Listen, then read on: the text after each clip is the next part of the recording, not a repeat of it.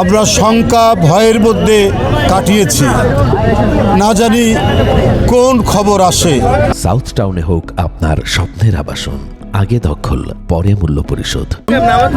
আমি আতিকুর রহমান রুম্মন সহ আমাদের কয়েকজন বন্ধু আমরা প্রতি মুহূর্তে প্রতিনিয়ত আমরা শঙ্কা ভয়ের মধ্যে কাটিয়েছি, না জানি কোন খবর আসে।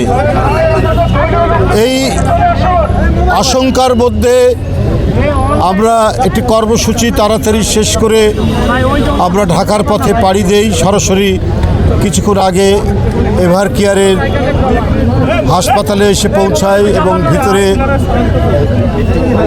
আমাদের প্রাণপ্রিয় নেত্রী, আমাদের সমস্ত সংগ্রাম আন্দোলনের প্রেরণার উৎসস্থল দেশনেত্রী বেগম খালেদা জিয়াকে কাচের ভিতর দিয়ে যতটুকু দেখলাম সেটি আপনাদের সামনে এইটুকু বলতে চাই যে তিনি খুব সংকটাপন্ন অবস্থা থেকে তার সংকট যে কেটে উঠেছে, তিনি যে শঙ্কামুক্ত সেটা বলতে পারবো না। প্লিজ।